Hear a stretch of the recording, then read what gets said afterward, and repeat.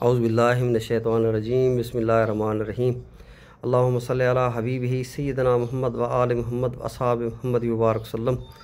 الصلاۃ والسلام علیکہ یا سیدی یا رسول اللہ و علی آلکہ و اصحابکہ یا سیدی یا رحمت للعالمین۔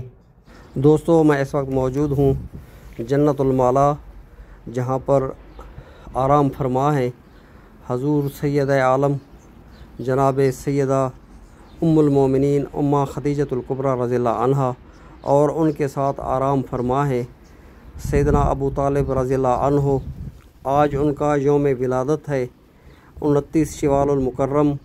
کو یہ اعزاز حاصل ہے کہ اس بابرکت دن میں محسن اسلام جناب حضرت ابو طالب علیہ السلام کی ولادت باسعادت مکہ مکرمہ میں ہوئی۔ آپ حضور صلی اللہ علیہ وسلم کی بعثت سے 35 سال قبل یعنی 535 عیسوی کو مکہ معظمہ میں تشریف لائے۔ آپ کا اسم گرامی عمران جبکہ کنیت ابو طالب رضی اللہ عنہ ہے۔ دوستو، حضرت ابو طالب رضی اللہ عنہ وہ عظیم ہستی ہیں جنہوں نے حضور نبی اکرم صلی اللہ علیہ وسلم کے اعلان نبوت سے بھی قبل حضور صلی اللہ علیہ وسلم کا بچپن تھا، اور آپ جو ہے ایک تجارت کے سلسلے میں کہیں سفر پر جا رہے تھے، اور وہیں پر راہب نے جب حضور نبی اکرم صلی اللہ علیہ وسلم کو دیکھا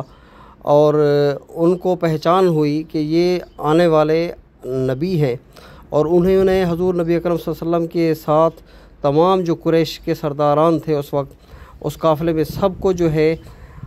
ایک عزت دی اور ان کی دعوت کی، اور دعوت کے بعد کچھ سوالات انہوں نے حضور صلی اللہ علیہ وسلم سے کیے کہ آپ کے دن رات کیسے گزرتے ہیں۔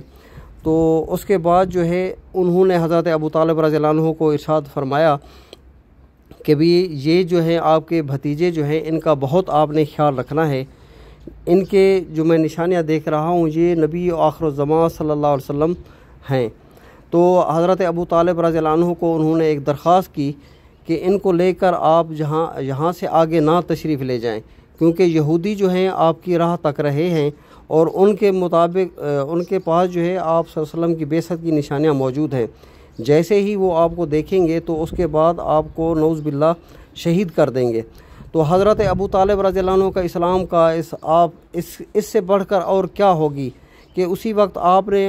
اس راہب کی بات کو مانتے ہوئے اس سفر کو معطل کیا، اور آپ رضی اللہ عنہ واپس مکہ مکرمہ میں تشریف لے آئے۔ دوستو، میرا مقصد یہ نہیں تھا، آج تو جناب ابو طالب کی بارگاہ میں صرف اور صرف میرا یہ تھا کہ بھی آپ کی یوم ولادت کے بارے میں آپ سب سے گفتگو کروں۔ تو میں نے چاہا کہ جیسا کہ شکوک و شبہات ہماری تاریخ میں ڈالے گئے ہیں، اسی حساب سے کچھ حضور سیدنا ابو طالب رضی اللہ عنہ کے ایمان کو مخفی رکھنے کا جو اللہ پاک کی طرف سے ایک حکمت تھی، اس کے بارے میں بھی آپ سے چند گزارشات کروں گا، اور انشاءاللہ میری کوشش ہے کہ اس کو جو آپ سننے کے بعد جو ہے آپ کے ذہن میں جو حضرت ابو طالب رضی اللہ عنہ کے اسلام کے بارے میں شکوک و شبہات ہیں تاریخ کے حوالے سے،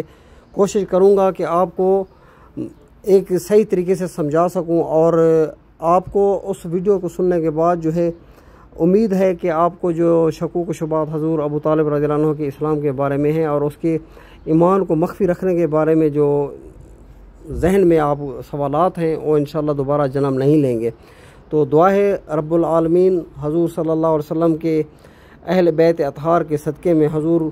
سیدنا مولا علی کرم اللہ وجہ الکریم کے والدین کے صدقے میں، حضور سید عالم سیدہ